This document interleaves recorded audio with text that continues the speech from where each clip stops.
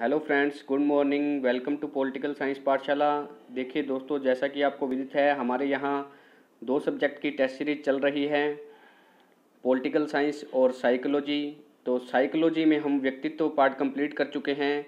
व्यक्तित्व पार्ट के 3 पार्ट आ चुके हैं। तीनों पार्ट में टेस्ट सीरीज है। टोटल 45 क्वेश्चन हैं। ये आपको हमारी playlist psychology special for art at read में मिल जाएंगे।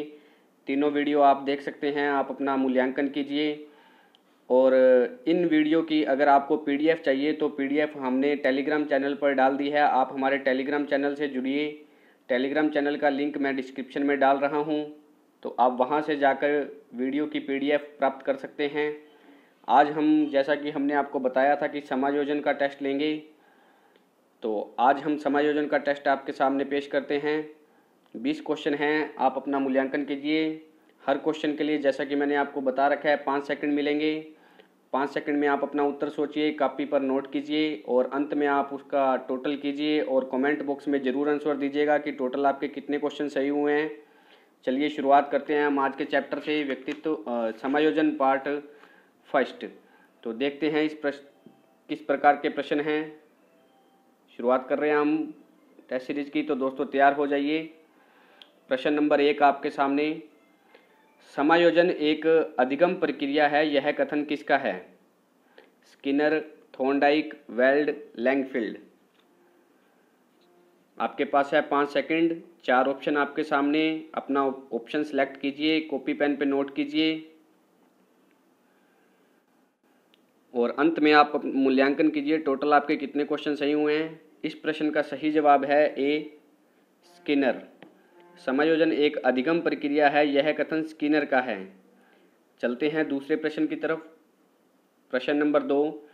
जब व्यक्ति दो अलग अलग परिस्थितियों में फंस जाता है तब वह मानसिक संघर्ष में आ जाता है।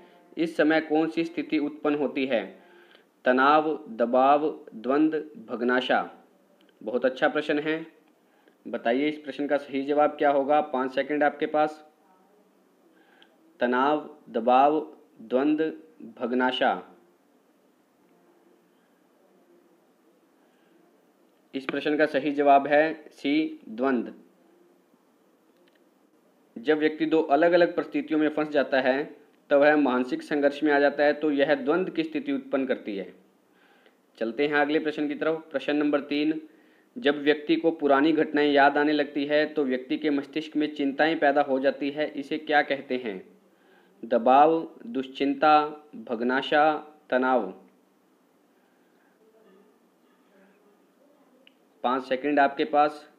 अपना आंसर सोचकर नोट कर लीजिएगा। दबाव, दुश्चिंता, भग्नाशा, तनाव। इस प्रश्न का सही जवाब है बी, दुश्चिंता। अर्थात जब अचेतन मन की बातें चेतन मन में आ जाती है तो व्यक्ति को पुरानी घटनाएं याद आने लगती है, तो व्यक्ति के मस्तिष्क में चिंताएं पैदा हो जाती है। इससे व्यक्ति के मन में चिंताएं पैदा हो जाती है, तो यह दुश्चिंता का रूप धारण करती है। तो यह आपको ध्यान में रखना है। चलते हैं अगले प्रश्न की तरफ। प्रश्न नंबर 4। सुनील को आरपीएससी फर्स्ट ग्रेड एग्जाम में सिलेक्शन की पूरी उम्मीद है।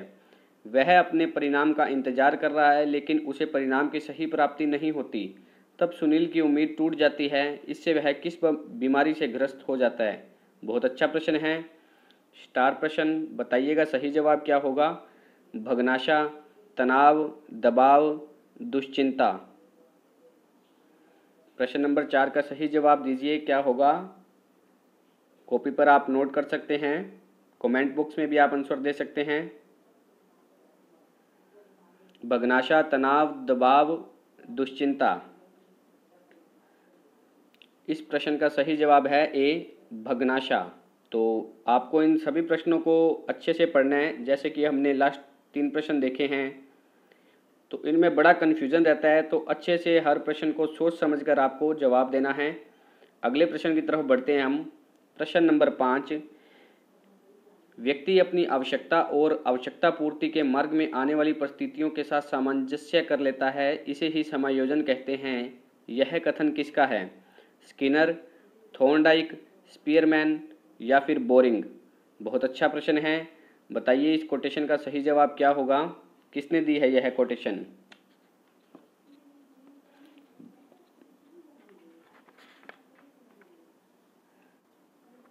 इस प्रश्न का सही जवाब है डी, बोरिंग। तो यह कोटेशन आपको ध्यान रखनी है, यह कोटेशन जो है वो बोरिंग की है। जैसा कि मैंने दोस्तों आपको बता रखा है कि इस वीडियो की अगर आपको पीडीएफ प्राप्त करनी है तो आप हमारे टेलीग्राम चैनल से जुड़े। टेलीग्राम चैनल का लिंक मैं डिस्क्रिप्शन में दे रहा हूँ, तो उस पर क्लिक करके आप हमारे टेलीग्राम चैनल में जाएंगे, वहाँ आपको ये पीडीएफ मिल जाएगी। प्रश्न नंबर 6, निम्न में से कौन सा समायोजन का प्रत्यक्ष उपाय नहीं है। बहुत अच्छा प्रश्न है। प्रत्यक्ष उपाय नहीं है। बाधा निवारण, निष्कर्ष, शोधन मार्गांतरीकरण, लक्ष्य प्रतिस्थापन। प्रश्न नंबर 6 का सही जवाब नोट करें, क्या होगा। बाधा निवारण, निष्कर्ष, शोधन मार्गांतरीकरण, लक्ष्य प्रतिस्थापन।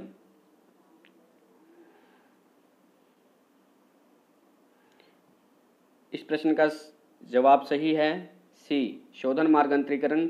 ये प्रत्यक्ष उपाय नहीं है, अर्थात यह अप्रत्यक्ष उपाय है।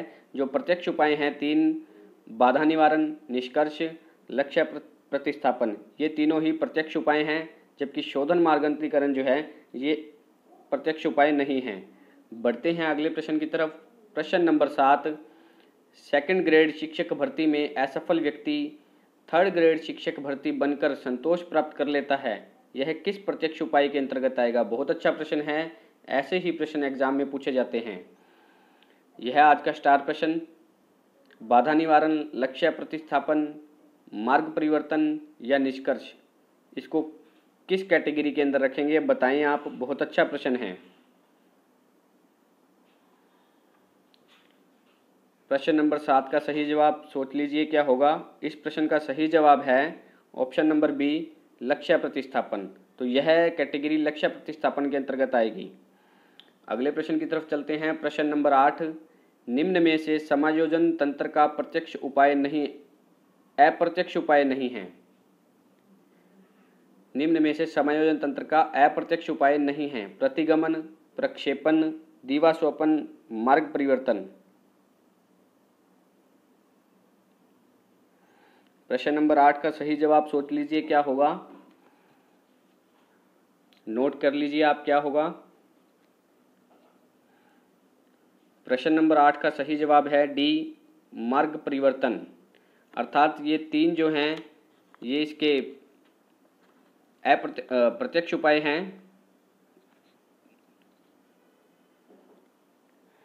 प्रश्न नंबर 8, निम्न में से समायोजन तंत्र का अप्रत्यक्ष उपाय नहीं है।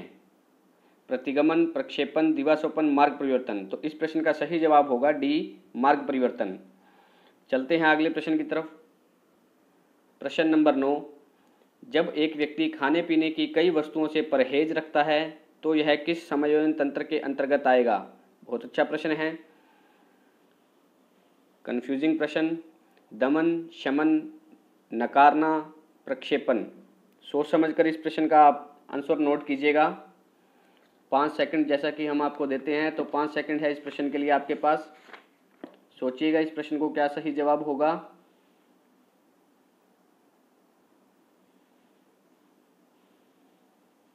देखिए फ्रेंड्स, क्वेश्चन की क्वालिटी की आप बिल्कुल भी फिक्र ना करें। क्वेश्चन आपको एक से बढ़कर एक मिलेंगे यहाँ। किसी भी क्वेश्चन पर अगर आपको डाउट है तो आप कमेंट में पूछ सकते हैं। मुझे आपसे केवल इतना चाहिए कि आप मेरी वीडियो शेयर करें, चैनल को सब्सक्राइब करें, अपने फ्रेंड्स के साथ ज़्यादा से ज़्यादा शेयर करें। हाँ, अगर आपको वीडियो अच्छे लग रहे हैं तो, अगर आपको लगता है कि क्वेश्चन की क्वालिटी नहीं है तो बेशक आप शेयर ना करें। प्रश्न उत्तर की बिल्कुल भी चिंता ना करें, ऑथेंटिक टेक्स्ट बुक से मैटर तैयार किया जा रहा है। तो वीडियो को लाइक, शेयर, सब्सक्राइब करते रहें।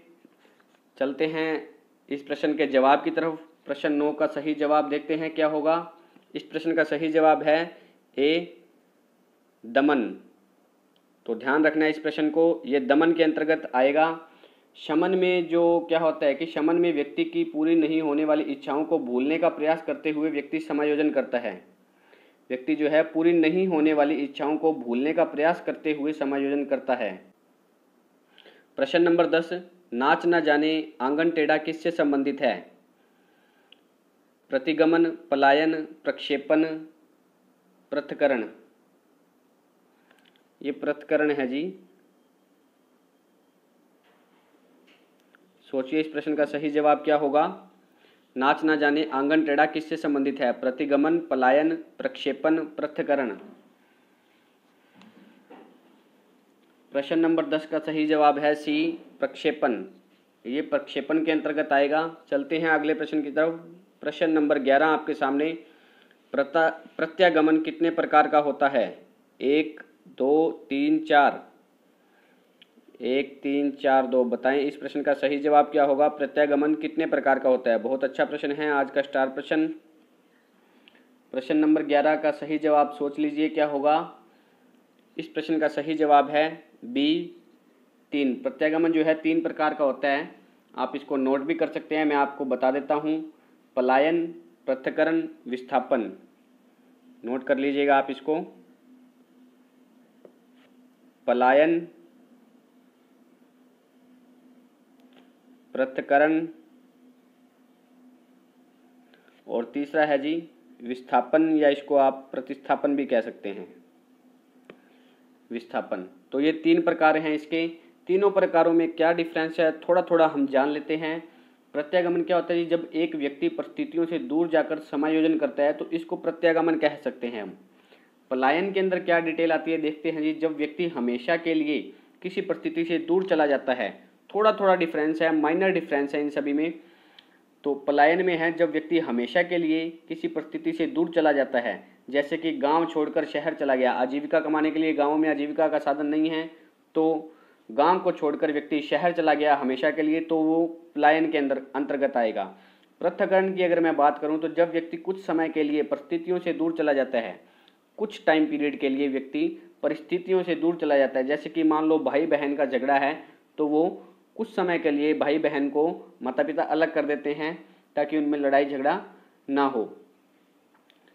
अब बात करूं मैं विस्थापन की, तो विस्थापन के अंतर्गत क्या आता है? जब व्यक्ति किसी दूसरे व्यक्ति के व्यवहार से दुखी होकर कुछ समय के लिए बातचीत करना बंद कर देता है। जैसे दो मित्र आपस में झगड़ा करते हैं तो कुछ समय के लिए वो आपस में बातचीत करना बंद कर देते हैं, तो उसे हम विस्थापन की श्रेणी के अंतर्गत रखेंगे। तो ये इनमें थोड़ा थोड़ा माइनर डिफरेंस है, आप इसको अच्छे से समझ लीजिए। पलायन, पृथक्करण, विस्थापन, प्रत्यागमन के 3 प्रकार हैं। ठीक है जी, तो चलते हैं अगले प्रश्न की तरफ, बढ़ते हैं हमारे नेक्स्ट प्रश्न की तरफ। क्षतिपूर्ति उपाय कितने प्रकार के होते हैं? प्रश्न नंबर 12। 4, 3, 1, 2। क्षतिपूरक उपाय कितने प्रकार के होते हैं? 5 सेकंड आपके पास, अपना आंसर नोट कीजिएगा। एंड में आप जरूर अपने प्रश्नों को मिलाएं, आपके कितने उत्तर सही हुए हैं, और कमेंट बॉक्स में जरूर आंसर दीजिएगा। प्रश्न नंबर 12, इस प्रश्न का सही जवाब होगा डी, 2। क्षतिपूरक उपाय जो है वो 2 प्रकार के होते हैं, आप नोट कर लीजिएगा। एक तो है जी प्रत्यक्ष उपाय और दूसरा है जी अप्रत्यक्ष उपाय। तो यह आपको ध्यान रखना है। प्रत्यक्ष उपाय के अंतर्गत क्या आता है? जब एक व्यक्ति जिस क्षेत्र की कमी है उसी क्षेत्र में उसे पूरा करता है, किसी क्षेत्र में कमी है उसी क्षेत्र में उसे पूरा करता है, तो उसे प्रत्यक्ष उपाय कहते हैं। अप्रत्यक्ष उपाय क्या होता है जी? जब एक व्यक्ति एक क्षेत्र की कमी दूसरे क्षेत्र में पूरा कर लेता है तो उसे अप्रत्यक्ष उपाय कहते हैं। जैसे कि किसी स्टूडेंट का मैथ सब्जेक्ट कमज़ोर है तो वह इंग्लिश सब्जेक्ट में अपना स्कोर कवर कर उसकी क्षतिपूर्ति पूरी कर लेता है, तो इसको अप्रत्यक्ष उपाय के अंतर्गत हम रखेंगे। अगर प्रत्यक्ष उपाय का एग्जाम्पल की बात करूं तो मैं किसी लड़की की हाइट छोटी है तो वो हाई हील के सैंडल पहनकर उसको पूरा कर लेती है, कवर कर लेती है, तो ये प्रत्यक्ष उपाय के अंतर्गत आएगा। तो ये माइनर सा डिफरेंस है इनमें, आपको यह ध्यान में रखना है। अगले प्रश्न की तरफ चलते हैं हम। प्रश्न नंबर 13, मानसिक रूप से स्वस्थ व्यक्ति वह होता है जो सामाजिक वातावरण में जीना पसंद करता है। यह कथन किसका है? बहुत अच्छी कोटेशन है, ल्यूकन, लाडेल, बेलक, लैंगफील्ड। बहुत अच्छी कोटेशन है। बताइए इस प्रश्न का सही जवाब क्या होगा? ल्यूकन, लाडेल, बेलक, लैंगफील्ड। प्रश्न नंबर 13, इस प्रश्न का सही जवाब है बी, लाडेल। तो ध्यान रखना है आपको इस कोटेशन को। कुछ भी आप की पॉइंट बनाइए कोटेशन के लिए, जो आपको सही लग रही है उसको आप याद कीजिएगा। प्रश्न नंबर 14, स्वस्थ शरीर में स्वस्थ मस्तिष्क का निवास करता है, यह कथन किसका है? अरस्तु, प्लेटो, बोरिंग, ल्यूकन। स्वस्थ शरीर में स्वस्थ मस्तिष्क ही निवास करता है, यह कथन किसका है? इस प्रश्न का सही जवाब है ए, अरस्तु। यह कथन अरस्तु का है, आपको ध्यान में रखना है। अगला प्रश्न, समायोजन के संदर्भ में निम्नलिखित में से क्या सही नहीं है? तो प्रश्न को अच्छे से पढ़ना है सबसे पहले। तो इसमें बताना है क्या सही नहीं है। यह संतुलन प्रदान करता है, यह समस्या का समाधान करता है, यह निरंतर चलने वाली प्रक्रिया नहीं है, समायोजन की अनुपस्थिति में व्यक्ति तनाव, संघर्ष और चिंताओं से घिरा रहता है। बहुत इजी प्रश्न है, आराम से आप इसका आंसर दे सकते हैं। प्रश्न नंबर 15, इस प्रश्न का सही जवाब होगा सी, यह निरंतर चलने वाली प्रक्रिया नहीं है। यह कथन गलत है, अर्थात इसकी जगह अगर ये होता कि यह निरंतर चलने वाली प्रक्रिया है तो यह कथन सही होता। उपरोक्त तीनों कथन जो है वो हमारे सही हैं। यह संतुलन प्रदान करता है, यह समस्या का समाधान करता है, समायोजन की अनुपस्थिति में व्यक्ति तनाव, संघर्ष और चिंताओं से घिरा रहता है। अगले प्रश्न की तरफ बढ़ते हैं। प्रश्न नंबर 16 आपके सामने। एक विद्यार्थी बीएड परीक्षा प्रवेश परीक्षा देता है और असफल रहता है। वह सबसे कहता है मैं अध्यापक बनना ही नहीं चाहता हूँ। यह उदाहरण है उदात्तीकरण का, प्रक्षेपण का, युक्तिकरण का या फिर तादात्म्यकरण का। इस प्रश्न का सही जवाब सोचिए और नोट कीजिए और अंत में अपने प्रश्नों को मिलाइए कितने उत्तर आपके सही हुए हैं और कमेंट बॉक्स में उसका आंसर दीजिएगा। प्रश्न नंबर 16 का सही जवाब ऑप्शन नंबर 3 युक्तिकरण। एक विद्यार्थी बीएड परीक्षा में प्रवेश परीक्षा देता है और असफल रहता है। वह सबसे कहता है मैं अध्यापक बनना ही नहीं चाहता हूं। तो यह एक युक्तिकरण का उदाहरण है। प्रश्न नंबर 17, निम्नलिखित में से कौन सी रक्षात्मक क्रियाविधि नहीं है? प्रतिगमन, सहचार्य, क्षतिपूर्ति, उदात्तीकरण। बहुत अच्छा प्रश्न। प्रतिगमन, सहचार्य, क्षतिपूर्ति, उदात्तीकरण। प्रश्न नंबर 17 का सही जवाब है जी बी, सहचार्य। अगले प्रश्न की तरफ चलते हैं। प्रश्न नंबर 18, किसी व्यक्ति द्वारा अपना अस्तित्व बुलाकर किसी दूसरे व्यक्ति के गुणों व अवगुणों का अनुकरण करना कहलाता है। बुलाकर है जी, सही कर लीजिएगा इसको। किसी व्यक्ति द्वारा अपना अस्तित्व भुलाकर किसी दूसरे व्यक्ति के गुणों व अवगुणों का अनुकरण करना कहलाता है तादात्म्यकरण, दमन, प्रतिगमन, प्रक्षेपण। प्रश्न नंबर 18 का सही जवाब बताएं क्या होगा?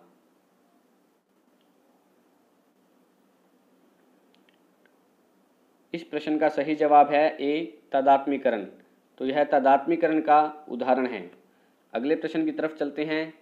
एक शिक्षिका अपने शिक्षार्थियों को अनेक तरह की सामूहिक गतिविधियों में व्यस्त रखती है, जैसे समूह चर्चा, समूह परियोजना, भूमिका निर्वाह आदि। यह सीखने के किस आयाम को उजागर करता है? बहुत अच्छा प्रश्न है, आज का स्टार प्रश्न। बताएं इस प्रश्न का सही जवाब क्या होगा? सामाजिक गतिविधि के रूप में अधिगम, मनोरंजन द्वारा अधिगम, भाषा निर्देशित अधिगम, प्रतियोगिता आधारित अधिगम। सामाजिक गतिविधि के रूप में अधिगम, मनोरंजन द्वारा अधिगम, भाषा निर्देशित अधिगम, प्रतियोगिता आधारित अधिगम। 19 नंबर प्रश्न का सही जवाब ऑप्शन नंबर ए, सामाजिक गतिविधि के रूप में अधिगम। इस तरह के आयाम को यह उजागर कर रहा है। आज का अंतिम प्रश्न, प्रश्न नंबर 20। जब एक शिक्षिका दृष्टिबाधित शिक्षार्थी को कक्षा के अन्य शिक्षार्थियों के साथ सामूहिक गतिविधियों में शामिल करती है तो वह है कक्षा के लिए सीखने हेतु बाधाएं उत्पन्न कर रही है, समावेशी शिक्षा की भावना के अनुसार कार्य कर रही है, सभी शिक्षार्थियों में दृष्टिबाधित शिक्षार्थी के प्रति सहानुभूति विकसित करने में मदद कर रही है, दृष्टिबाधित शिक्षार्थी पर संभवतः तनाव बढ़ा रही है। बहुत अच्छा प्रश्न। बताएं इस प्रश्न का सही जवाब क्या होगा? प्रश्न को मैं रिपीट कर देता हूं। जब एक शिक्षिका दृष्टिबाधित शिक्षार्थियों को कक्षा के अन्य शिक्षार्थियों के साथ सामूहिक गतिविधियों में शामिल करती है तो वह, ऑप्शन आपके सामने 4 ऑप्शन हैं, इनमें से एक सेलेक्ट करना है। बताइए इस प्रश्न का सही जवाब क्या होगा? और वीडियो के अंत में आप कमेंट जरूर करें कितने प्रश्न आपके टोटल सही हुए। आपको कमेंट बॉक्स में आंसर देना है। और वीडियो अच्छा लगा हो तो लाइक, शेयर, सब्सक्राइब करें। प्रश्न नंबर 20 का सही जवाब है ऑप्शन नंबर बी, समावेशी शिक्षा की भावना के अनुसार वह कार्य कर रही है। तो ये थे आज के हमारे 20 प्रश्न। तो दोस्तों मिलते हैं कल नई वीडियो के साथ। Thanks for watching.